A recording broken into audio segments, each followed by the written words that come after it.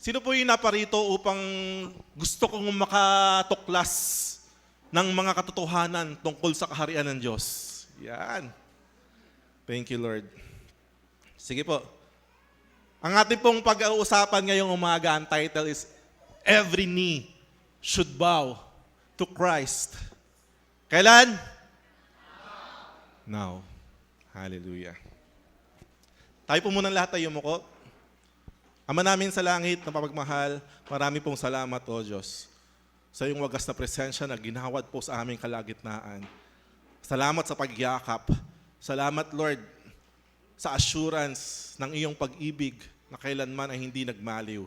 Salamat, O Diyos, bagamat kami mga tao na madalas makalimot sa iyo, hindi niyo pa rin kami sinukuan. Binibigyan niyo pa rin kami ng pagkakataon, O Diyos, na makalapit sa iyo, makapagpuri sa iyo, at matuto at malaman pa ang mga sikreto tungkol sa iyong kaharian. Panginoon, hinihiling ko sa mga sandaling ito, kayo ang manguna sa gawain na ito, itago niyo po ako sa inyong likuran. Ang inyong kaluwalhatian lamang ang mahayag. Panginoon, ihanda niyo ang puso at isipan ng bawat kapatid ko na nakakapakinig sa mga sandaling ito. Tanggalin mo ang anumang sumasagabal sa kanilang mga isipan upang hindi pumasok ng matiwasay ang iyong salita. Marami pong salamat, naway ang aming pag-uusapan ngayon sa mga oras na ito ay aming maisapuso at aming maisapamuhay bilang isang mamamayan ng langit. Marami pong salamat. Sa iyo po ang papuri at pagsamba. Sa pangalan ni Jesus at ang lahat ay magsabi ng Amen. Palakpakan nga muna natin ang Panginoon. Thank you, Lord. You deserve all the praises, all the glory, and all the honor in Jesus' name.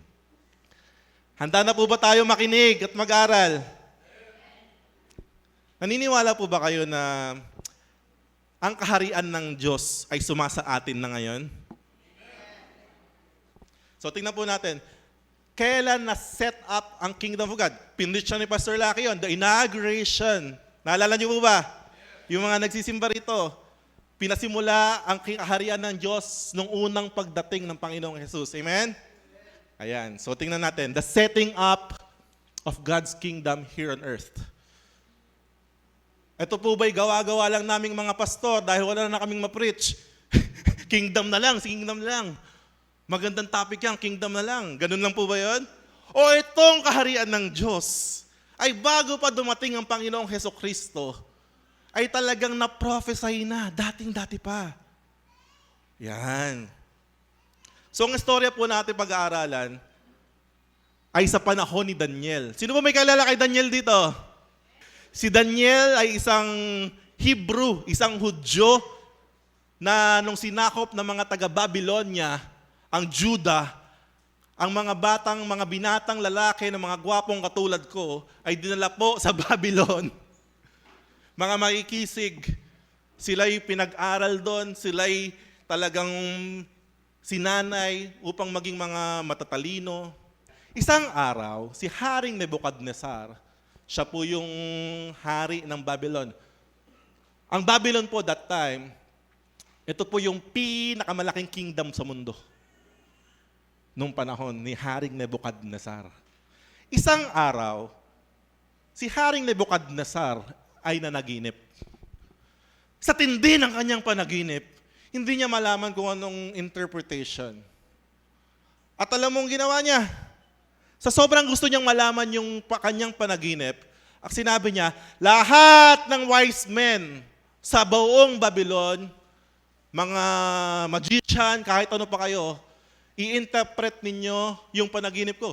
Sabi ng mga wise men, easy work. Ang dali lang po yan, Haring Nebuchadnezzar. Sabihin nyo sa amin yung inyong panaginip, i-interpret namin.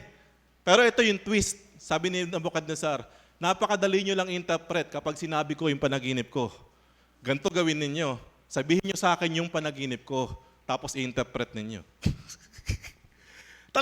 talagang kamot ka sa hindi makate. Tama po ba? Madaling maggawa ng interpretation kapag alam mo yung i-interpret mo tama?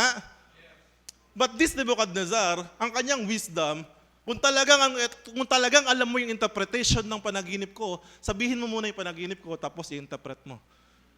Kapag hindi nyo na-interpret, papatayin ko lahat ng wise men sa Babylon. At ganoon na nga po nangyari. Isa-isa nang pinagpapatay ang mga wise men. Si Daniel, si Shadrach, si Meshach, at si Abednego, they are considered scholars and wise men sa Babylon. So, sila ay damay sa papatayin, tama? So, nung nandun na yung papatay sa kanila, sabi, teka. Bakit niyo kami papatay? Wala naman kami ginagawang masama. Ano ba nangyayari? O, sabi nung papatay, kasi may pinapa-interpret si hari. Hindi ma-interpret ng mga wise men, kaya patayin na lang daw kayo lahat. Ang sabi ni Daniel, ang interpretation ng dream sa Diyos nanggagaling. So nag-pray siya ng gusto sa Panginoon. Binigyan siya ng wisdom ni God. Lumapit kay Nebuchadnezzar. Sabi niya, Haring Nebuchadnezzar, ito na, ito po ang inyong panaginip.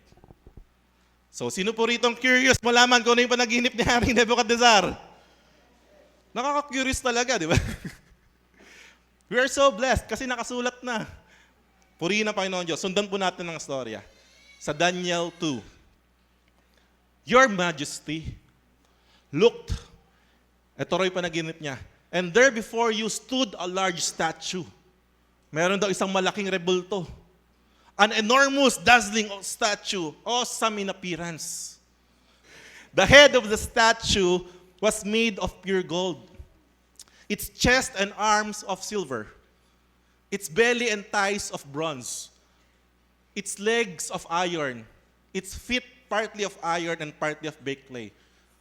So ang weird, no? Isang statwa na iba-iba yung gawa. Ginto, then gitna, silver, then bronze, sa baba, tanso na may halong clay. Its feet partly of iron and partly of baked clay. While you were watching, habang pinapanood doon ni Nebuchadnezzar, a rock was cut out but not by human hands. So meaning to say, Diyos ang nagkat, not by human hands. May isang bato raw na pinutol, pero hindi ng kamay ng tao. It struck the statue on its feet of iron and clay and smashed them. The iron, the clay, the bronze, the silver, and the gold were all broken to pieces and became like chaff on a threshing floor in the summer. Nadurog. Shh. The wind swept them away without leaving a trace. Nabura sa history. But the rock that struck the statue became a huge mountain and filled the whole earth. Ano kayang ibig sabihin nun? This was the dream, and now we will interpret it to the king. Your Majesty, you are the King of Kings. Small king hindi yung malaking king Kasi that time, the Babylon, ito po yung pinakamalaking kingdom.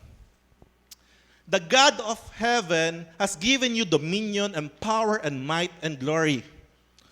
In your hands He has placed all mankind and the beasts of the field and the birds of the sky. Meaning to say, talagang napaka-enormous ng Babylon Kingdom, no? Nung dating panahon, talagang buong mundo, lahat ng mga hari talaga nagsasubmit sa Kanya. Wherever they live, He has made you ruler over them all. You are that head of gold. Okay, may interpretation na. Yung gold daw, Babylon. After you, another kingdom will arise. Inferior to yours, mas mahina sa'yo. Next, a third kingdom, one of bronze, will rule over the whole earth. Finally, there will be a fourth kingdom, strong as iron, for iron breaks and smashes everything. And as iron breaks things to pieces, so it will be crushed and break all the others. Just as you saw that the feet and toes were partly baked clay and partly of iron, magkahalo. So this will be a divided kingdom. Yung fourth kingdom daw is a divided kingdom. Yet it will have some of the strength of iron in it, malakas din naman, even as you saw iron mixed with clay. As the toes were partly iron and partly clay, so the kingdom will be partly strong and partly brittle. May part na malakas, may part na marupok. And just as you saw the iron mixed with baked clay, so the people will be a mixture and will not remain united. Yung last kingdom daw yun. Hindi na sila united. Any more than iron mixes with clay. Okay, last. 44. In the time of those kings, the God of heaven will set up a kingdom that will never be destroyed. Yung four na kingdom na nauna, those are four mighty kingdoms. Maraming mga king, maraming mga ibang kingdom, pero yung four na yon, sila talaga kahit sa history, sila yung mga malalaking talagang nanakop ng halos buong mundo. But after that, God will set up a kingdom that will never be destroyed, nor will it be left to another people. Ay, yung mga kingdom kasi dati, agawan lang eh. Tama ba? Mula kay Nebuchadnezzar, pinasok, yan. It will crush all those kingdoms and bring them to an end. But it will self-endure forever. This is the meaning of the vision of the rock cut out of a mountain, but not by human hands. A rock that broke the iron, isang kingdom na talagang winasak ang lahat ng kingdom. The bronze, the clay, the silver, and the gold to pieces. And last, verse 45, the great God has shown the king, Nebuchadnezzar, what will take place in the future. Future ni Nebuchadnezzar. The dream is true and its interpretation is trustworthy. Question. Sa tingin niyo po ba, naganap na po ba yung panaginip na Nebuchadnezzar? Yes. Alam mo, kaya nakakatuwa eh. Sabihin mo, ang Bible gawa-gawa ng tao. Those prophecies, karamihan sa propesiya, lalo sa Old Testament, naganap sa totoong buhay. Lalo po yan. It's very vital. Tingnan natin. I-summarize natin. The meaning of the dream. The large image represented 4 Gentile kingdoms. Mga malalaking kingdom yan. So yung head daw, kingdom ni Nebuchadnezzar, Babylon kingdom. It lasted 636 BC to 539 BC. Ganyan kahaba yung rule ng Babylon. Sabi ni Jeremiah sa Jeremiah 51:7, a gold cup in the Lord's hand. Then sumunod, tingnan nyo na lang sa history kung paano sila nag-agaw-agaw. Hindi po yan magkakasabay kasi nagsasakupan po yan. After ng Babylon era, pumasok na po ang Medo-Persian kingdom. Sila King Darius. Nasa Daniel pa din yan. Inabot yan sa Daniel. Sila Darius. So pumasok na. Inferior. Hindi ganong kasing lakas nung nila Nebuchadnezzar. Pero malakas pa rin. Malaki pa rin yung kinasasakupan nila. So yun yung breast and arms made of silver. Then sumunod, eto na, sila Alexander the Great. Yung mga Greek, awu. Uso na yung panahon nila. Ayun daw yung belly and thighs of bronze, the Grecian kingdom. So 330 BC hanggang 63 BC. Si Alexander the Great, bata pa yan namatay, pero nagpatuloy yung Grecian kingdom nila. And then last, the legs of iron and feet of iron and clay, Roman Empire. Sila yung last na malaking kingdom na nanakop. Inabutan niya ng panahon ni Jesucristo. 63 BC hanggang 475 AD. Iron represents strength, but clay represents weakness. Rome was strong in law, organization, and military might. But the empire included so many different peoples that this created weakness. Di ba yung sabi? Magkahalo. Kasi sobrang halo-halo na yung mga tao.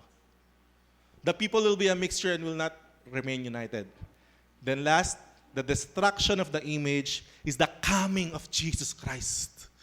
The stone to judge his enemies and establish his universal kingdom. Hallelujah! Those 4 kingdoms talagang inalaw ni Lord na mangyari sa bansa, sa mundo. Alam niyo po ba yun? Inalaw ni God. Alam niyo po ba si God, inanoint pa si Nebuchadnezzar ni Lord eh. May mga prophecy pa si Lord kay Nebuchadnezzar. Meaning to say, si God talaga nag-establish ng mga kingdom. And He allowed those 4 great kingdoms to exist para magsilbing example sa bawat isa at magsilbi at ipakita na merong isang kingdom na darating na hindi na matitinag at hindi na mawawala. Hallelujah! Anong kingdom yan? Thank you, Lord. Talagang the Bible interprets the Bible. Yung stone that cut na hindi ng human hands, Jesus Christ is always represented as a stone. Tama po ba? Tingnan natin. Sabi sa Acts 4:10-12, then know this, you and all the people of Israel, it is by the name of Jesus Christ of Nazareth, whom you crucified, but whom God raised from the dead, that this man stands before you healed. Jesus is the stone you builders rejected, which has become the cornerstone. Panulukang bato. Salvation is found in no one else, for there is no other name under heaven given to mankind by which we must be saved. Kaya nga sabi po ni Jesus Christ, nung pagpunta niya dito sa lupa, sabi niya sa Mark chapter 1 verse 15, the time is fulfilled. Ang oras ay naganap na. And the kingdom of God is at hand. Nandito na ang kaharian ng Diyos. Hallelujah. Kaya naman, repent, magsisi ka na, at maniwala ka sa gospel. Hallelujah. Yung kaharian ni Nebuchadnezzar, nag-rule yan 605 to 562 BC. Natapos. The Medo-Persian kingdom natapos. The Grecian kingdom natapos. The Roman kingdom natapos. But the kingdom of Jesus will reign forever and never. And of His kingdom there shall be no end. Binigyan ko lang po ng matinding emphasis na meron po nag-e-exist na kingdom of God sa panahon natin ngayon. Kung gaano ka-importante na ikaw ay kabilang sa kingdom of Babylon kung dating andong kang panahon, kung gaano ka-importante, kailangan mag-grasp po natin kung gaano ka-importante ang kaharian ng Diyos sa mga oras na ito. Yan. Kaya sabi ni Jesucristo sa Matthew chapter 28 verse 18, and Jesus came and spoke to them saying, all authority has been given to me in heaven and on earth. Lahat po ng kapangyarihan na kay Jesus na. Now, kung nagtataka ka, kung nagtatanong ka, ano naman sa akin, pastor? Invite lang naman ako sa church ninyo eh. Pagtapos dito, labas na ako ganyan, kayo magpatuloy kayo sa kingdom. Ako, invite lang naman ako eh. Hindi naman, ano naman kung epekto sa akin yan? Ito ang pinakamaganda. Invite ka na nga lang, pero malalaman mo pa kung gaano ka-importante. Kasi mahal na mahal ka ng Lord. Ako po naniniwala na there's no such thing as coincidence. The love of God, inaabot po ang bawat isa na saan ka man. This time, ito pong mga oras na to, is divinely orchestrated. Dinala ka ng Diyos dito in the right place and in the right time to hear this message. If you will believe it or not, because everyone will be given a chance to know the truth. Ready? So, tapos na po tayo sa introduction natin. Ano po yung introduction natin? Kingdom of God is at hand. Andito na ang kaharian ng Diyos. Sino po ang king sa kingdom? Jesus. Now, every knee should bow to Christ. Hallelujah. Every knee. Sino po rito may tuhod? Taas nga po yung kamay, sa totoo lang. Now, kung may tuhod ka, sabi po dyan, every knee should bow. Lahat daw po ng tuhod. Kung nandito po kayo nung last Wednesday, preaching po ni Pastor Nicky is about the culture in the kingdom. Yung first culture po sa kingdom is sumunod. Sumunod. Kung ikaw po ay miyembro ng isang kaharian, kung meron po silang decree sa kanilang kingdom, whether you like it or not, whether you feel like doing it or not, gagawin mo. Tama mali? Sabi nga, tayo dito sa Manila, dito sa urban, kapag walang tumatawid, kahit nakastop yan, diretsoy natin. Tama ba? Wala tayong pake, wala namang Subukan yung pumunta sa Subic. Kita mo, kahit gaano ka kapasaway dito sa NCR, sa Rizal, kahit gaano ka kapasaway, pagdating mo doon sa Clark, hihinto-hinto ka, tama mali? Ay, ewan ko sa inyo, ha? Tama, hihinto ka kahit na sobrang, wala naman dumadaan, kahit kating-kating na yung paa mo, apakan yung accelerator, talagang hihinto ka kasi alam mo, huhulihin ka at sumusunod ka. Kahit ayaw mo. Dahil mayroon pong batas na kailangang sundin. Now, in the kingdom of God, ito pong every knee, sabi nga, ang first culture, hindi pa nga utos eh. Yung pagsunod, hindi po utos yun. Culture po yun. Ngayon, anong susundin natin? Hallelujah. Ganda eh. Connect na connect talaga yung mga preaching natin. Every knee should bow. Sa mga nagdaang panahon, dati daw, sabi ng Panginoon, ay pinalampas ng Diyos ang di pagkakakilala sa Kanya ng mga tao. Pinalampas ng Diyos. Ngunit ngayon ay iniuutos ng Diyos. Kanino? Sa lahat ng... May kasama po ba akong tao dito? So lahat po tayo, aminadong tao. Kapag tao ka raw po, ano raw po inuutos ng Diyos? Sa lahat ng tao, sa bawat lugar na magsisi at talikuran ng kanilang masamang. Dati raw, hinayaan ng Diyos. Dati pinalampas ng Diyos. Pero ngayon na ang kaharian ng Diyos ay nandito na.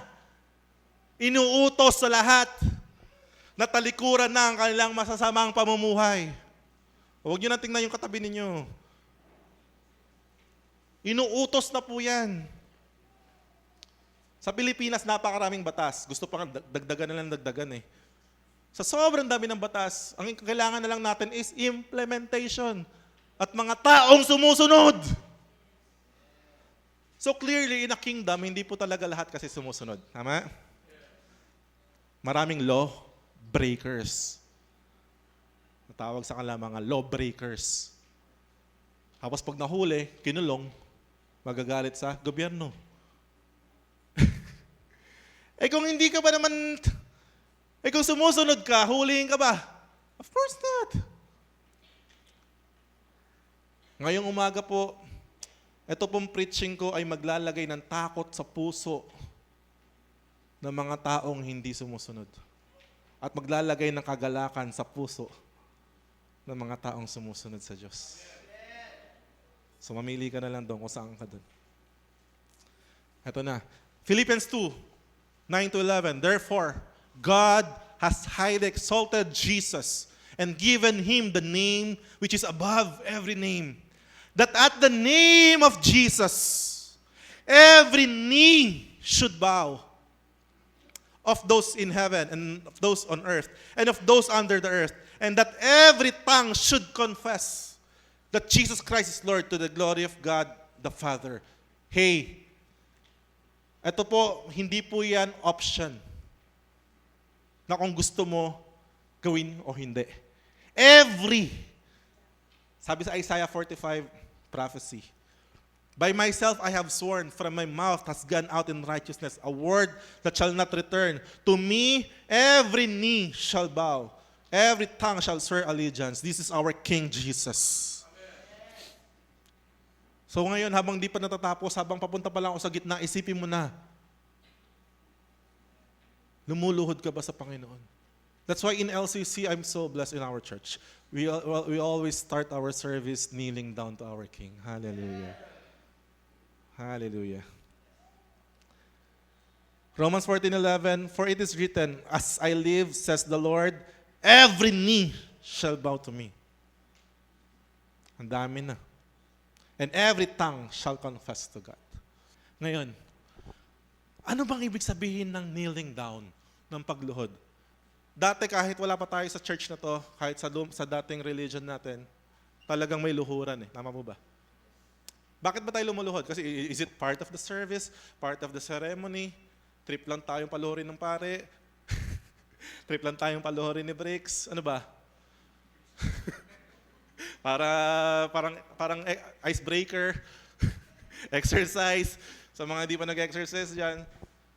In a religious context, bowing or bending the knee, bending of knee, religious context, is submission, worship, amen.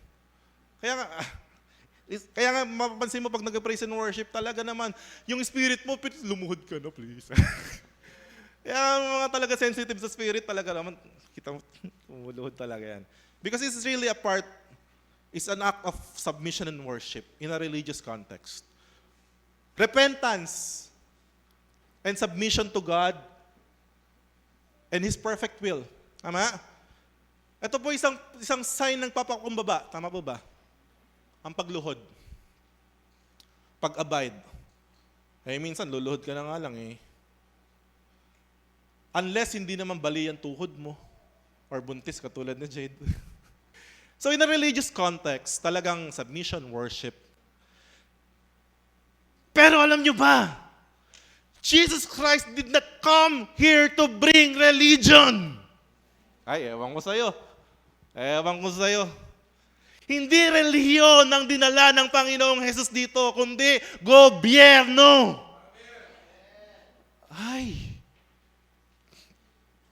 Gobyerno. So kung sinusumbaybayan natin ang preaching namin mga pastor, ilang beses na po namin nasabi that the kingdom of God is a government of God.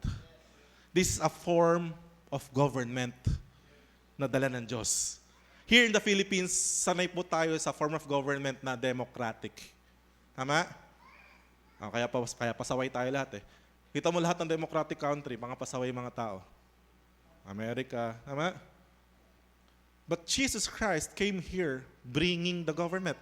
Remember, sabi sa Isaiah chapter 9, "For unto us a child is born, a son is given, and the government shall be upon his..." Hallelujah! Ayan talaga yung mga key verses natin sa kingdom. Anong dala-dala ni Jesus? And the religion is upon his shoulder? No. Government. May dalang gobyerno si Jesus. Yung kanyang kaharian. Kaya ilang beses ini-emphasize sa verse sa buong Bible that every knee will bow to me. Yes, wala pong problema sa act of submission and worship. Pero alam niyo po ba, in a government context, bowing or bending of knee is a formal act of submission to a king, queen, or lord. A recognition of authority and a demonstration of loyalty. Oh! Wala ka makakarating si Lord dyan! Grabe! Kaya nakaka-bless talaga. Bigla akong na-bless talaga sa ginagawa natin lagi. Sa devotion namin, nakaluhod din kami. Nakaluhod din tayo dito. Iba kasi pag alam mo, tama po ba? Iba pag alam mo na hindi ka lang basta lumuluhod dahil sumasabay ka sa mga nakaluhod. Favorite namin panoorin dati, Game of Thrones. Ewan ko sa inyo. Sino po rito mga may favorite ng Game of Thrones? Sa Game of Thrones, doon ko na narinig yung bend the knee. Ang mga pinapa-bend the knee, hindi lang mga ordinaryong mga tao. Mga hari din na nagbe-bend the knee sa hari. Meaning to say, pag nag-bend the knee ka sa isang hari, meaning to say, nagpapasakop ka, mas mataas na siya sa'yo. Binababa mo yung sarili mo, siya na ang mas mataas sa'yo.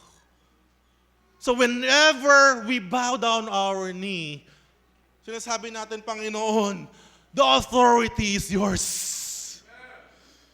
Handa na po ba tayo sa climax?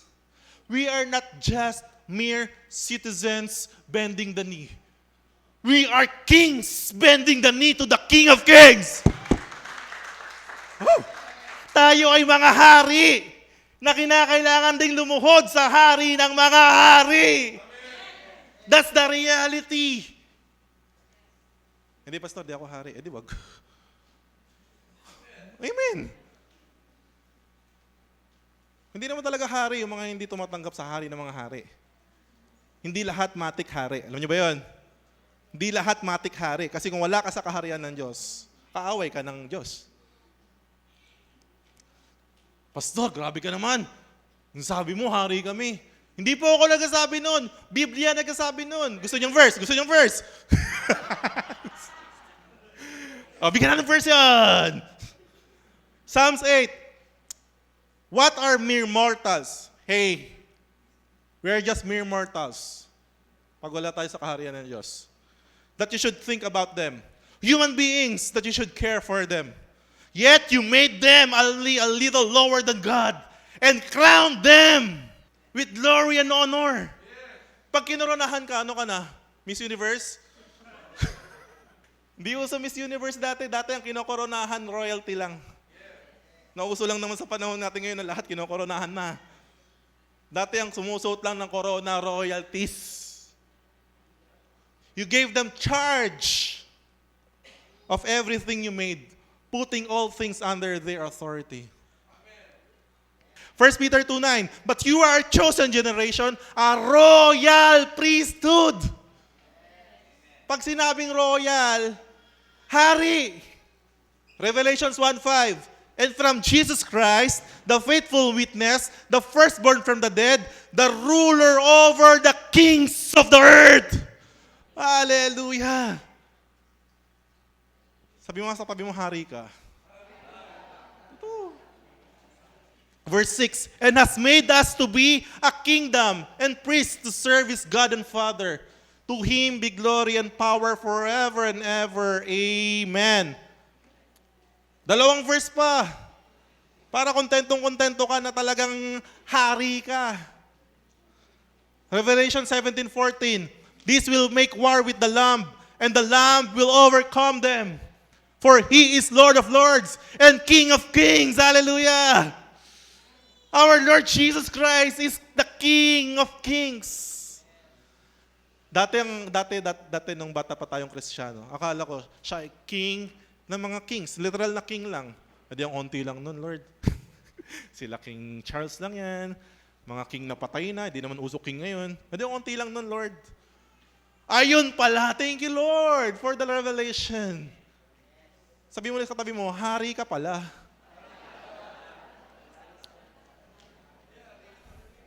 Why? The dominion and the authority, binalik na ng Diyos sa iyo. Hallelujah! In this earth, we have the dominion and authority. Hey, ikaw ay naghahari sa iyong territory. Oh, sabi nga, kung nakikinig kayo sa mga preaching before, ang tanging bagay na hindi natin pwedeng pagharian ay kapwa natin. Hari din yun. Pwede ba magbenda ni sa'yo yan? Lahat tayo nagbebenda ni kay Lord Jesus, the King of Kings. Kaya maraming tao talunan sa buhay kasi hindi pa rin nila alam ang katotohanan na ibinalik na sa kanila ang paghahari, binalik na ng Diyos sa kanila ang dominion and authority sa buhay. Even mga Christians, marami pa rin Christians talunan sa buhay. Revelations 19:16, and He has on His robe and on His thigh a name written, King of Kings, Lord of Lords. Thank you, Jesus. Now, last dalawang malaking puntos na lang. First, either you willingly bow your knee now in submission and worship to Jesus with joy and thanksgiving. Either you willingly, ngayon pa lang lumuhod ka na kay Jesus, willingly, walang pumipilit, ngayon pa lang nagsasubmit ka na sa Kanya ng iyong loyalty, you submit to His authority, either ngayon pa lang, at kapag ginawa mo yun ngayon pa lang, you will enjoy all the privileges of a citizen in the kingdom of heaven. Amen? Pag ngayon mo ginawa yan, may enjoy mo yung mga pribilehiyo. Ano pa? You can exercise your dominion in your respective jurisdiction because the authority has been restored unto you. Whatever you bind here on earth will be bound in heaven. Whatever you loose here on earth will be loosed in heaven. You have the power. Ay. Kaya grabe yung mga nagko-confess, mga nagdi-declare. Kasi alam nila yung authority nila. Amen po ba? Hindi ka naman makakapag-declare, makakapag-confess kung alam mong wala kang authority. Hindi na tayo nagmamakaawa ngayon. Lord, please lang, Lord. Sana, Lord, paggalingin mo, Lord. Lord. Hindi na po ganun. Sabi, lay your hands to the sick and they shall recover. You will lay your hand to the sick and they shall recover. The power has been given to you. Ay, thank you, Lord. Ano pa? If you bow down your knee now, You can claim all the promises of God through Christ. Ay, grabe yun. Tama ba? In the Bible, there are more than 8,000 promises of God that we can claim now. Hindi sa susunod na habang buhay. Ngayon. Yung mga pamangako ng Diyos na 8,000 mahigit, ito yung mga pangako para sa buhay ngayon dito. The promise of healing. Do you think we need healing sa buhay na walang hanggan sa langit, sa eternity? Hindi na. Wala na sakit doon. There's a promise of provision. May kakulangan pa ba doon? Wala na. Dito yun. There's a promise of peace. There's a promise of restoration. There's a promise, napakaraming pangako ng Diyos na pwede mong i-claim sa buhay mo ngayon. Kung ngayon pa lang lumuluhod ka na sa Panginoong Diyos. Sabi niya, naparito ako upang ang mga tupa ay magkaroon ng isang buhay na ganap at kasiyasiya. Ikaw yun. Tayo yun. Sabi 2 Corinthians 1:20, sapagkat kay Kristo ang lahat ng pangako ng Diyos ay palaging, at dahil dito nakakasagot tayo ng Amen. Para sa pamamagitan niya, para sa ikaluluwalhati ng Diyos. Ang hirap sa mga tao. Ang hilig gumawa ng sariling diskarte sa buhay. Kapag nangailangan, pag naharap sa isang pangangailangan, imbis na maalala muna ang mga pangako ng Diyos, alalahanin muna yung tao na sino kaya pwedeng magpautang sa akin. Mas na lang inaalala muna, ano kayang kailangan kong gawin? Ano kayang kailangan gawin? Tapos pag wala nang maisip na gagawin, saka mag-aalala, ay mag-pray ako. Panginoon, ano pong gagawin ko? Kapatid, kung nagsimba ka lang sana. Dahil dito sa simbahan, naririnig mo yung mga pangako ng Diyos. Tama, mali? Nalalaman mo yung mga karapatan mo na binayaran ng dugo ni Kristo. Ano pa? Kapag ngayon pa lang lumuhod ka na, magiging parte ka na paghahari ni Kristo. Ay, the millennial years, kasama ka doon. At ang pinakamahalaga, kapag ngayon pa lang lumuhod ka na sa Kanya, you will enjoy eternity in the presence of God. Question, kailan daw po tayo kailangan lumuhod? Kailan?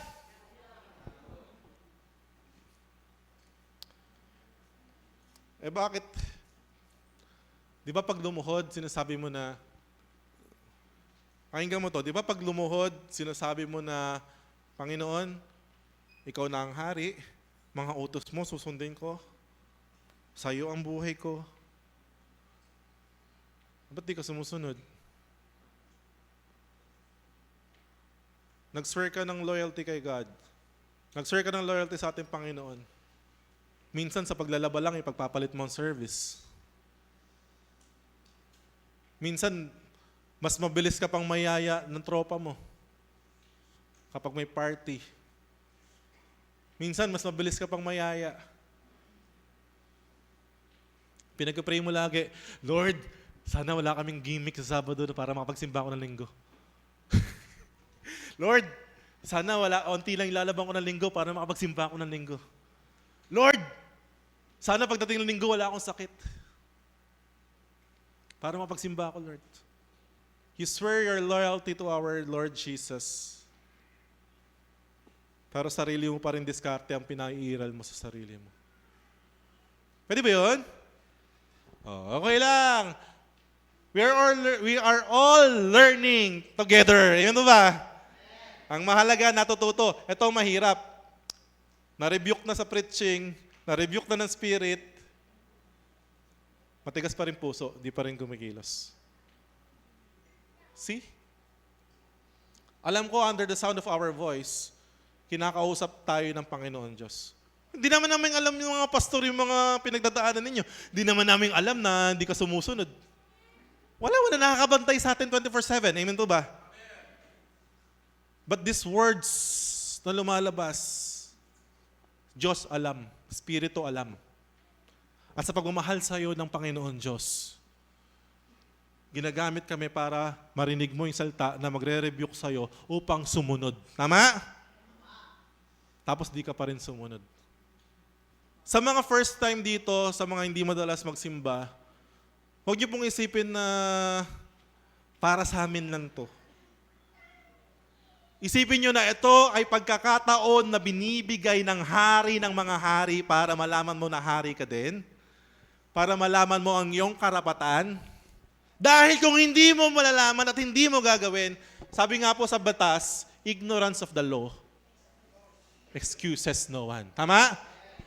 Pwede mo ba sabihin pagdating mo doon sa Clark, hindi ko naman po alam eh. Doon po kasi sa amin, laging namin ginagawa, di kami hinuhuli. Pwede ba yon? Hindi ko po alam na bawal. Hindi ko alam na bawal tumawid dito. Kahit ang laki-laki ng kalagay, bawal tumawid, nakamamatay, may namatay na. May mga ganun eh, may namatay na dito. Tumawid ka pa din. Hindi ko po alam na bawal. Excuses of the law. Ignorance of the law excuses no one. Kaya mapalad kayo dahil narinig nyo pa rin to. Dahil pagdating ng panahon ng pagsisingil, pagdating ng panahon ng paghuhukom, hindi mo pwedeng sabihin sa Diyos, hindi ko po alam. Sasabihin ni Lord sa'yo, sinungaling. Sabi niya, January 27, 2024, pumunta ka sa LCC, yung pastor na kulot doon, pinrich to. Narinig mo yun. Hindi mo lang pinakinggan at hindi mo lang sinabuhay. Dahil kung hindi ka luluhod sa Kanya ngayon, or you will bow down your knee in Christ's authority in His second coming. Hey, out of fear and begging that you will be spared in the eternal judgment of those who did not believe, along with Satan and the evil spirits. Ito po sasabihin ko sa iyo, sa pangalawang pagbabalik ng Panginoong Jesus, lahat po, as in lahat ng tuhod ay luluhod. Even those daw na nagpako sa Kanya, even those daw na sumaksak sa Kanyang tagiliran, everyone will bow down his knee. Kahit yung hindi naniwala sa Kanya ngayon. But, the difference is, only those na nagbow na ng knee sa Kanya ngayon pa lang, ang makakasama Niya. Luluhod at luluhod ka rin. Sabi mo sa katabi mo, luluhod ka rin. Piliin mo lang kung kailan. Piliin mo lang kung kailan mo gustong lumuhod. Dahil, sabi sa Hebrews chapter 9, minsan lang mamatay, minsan lang darating ang kamatayan sa tao. Tama? Isang beses lang. Isang beses lang ang tinakda dahil ang susunod daw ay paghuhukom. Dahil muli raw babalik ang Panginoong Jesus, hindi na para magligtas, kundi para kuhanin na lang yung mga nag-aantay sa Kanya. Pero kung ikaw na hindi lumuhod ngayon, makikita mo pa rin siya na kinukuha kami. Ikaw luluhod ka, Lord, ako din. Nagsimba ako January 27, 2024. Lord, ako din, Lord. Yung iba pa nga ito, malupit. Lord, ako din, lumuhod na. Ako din, Lord, nakalimutan mo ba, God? Nagpalaya sa kami ng masamang espiritu. Marami akong pinagaling, Lord. Nag-preach pa nga ako, Lord. Ang sabihin sa kanya ni Jesus, kailanman ay hindi kita nakikilala. Lumayo ka, mga mapaggawa ng masama. Sakit. Ayun ang pinakamasakit na salita na maririnig natin kapag ikaw ang nakarinig nun.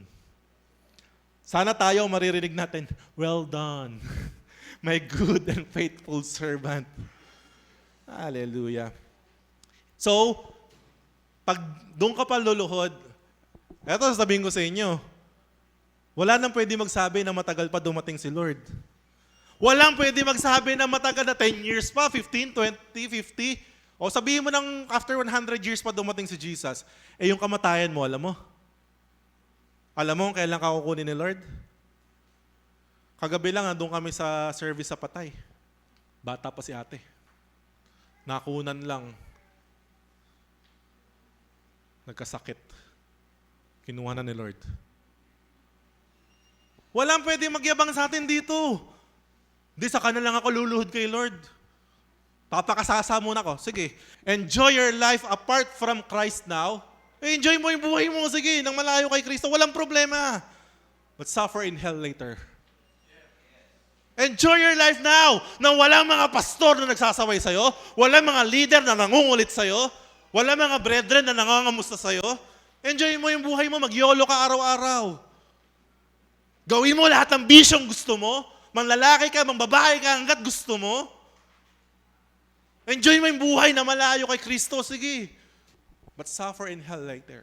Sabi sa Revelations 20:10, and the devil who deceived them was thrown into the lake of burning sulfur, where the beast and the false prophet had been thrown. They will be tormented day and night forever and ever. Amen. Sabi sa verse 15, and anyone whose name was not found written in the book of life was thrown in the lake of fire.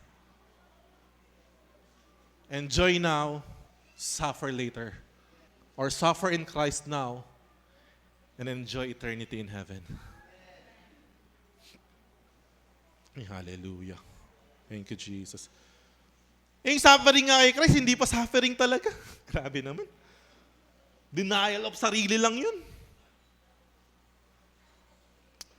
Now is the day of salvation. Ngayon yun, hindi bukas. Sabi sa 2 Corinthians 6:2, in the time of my favor, I heard you. And in the day of salvation, I help you. I tell you now, now is the time of God's favor. Now is the day of salvation.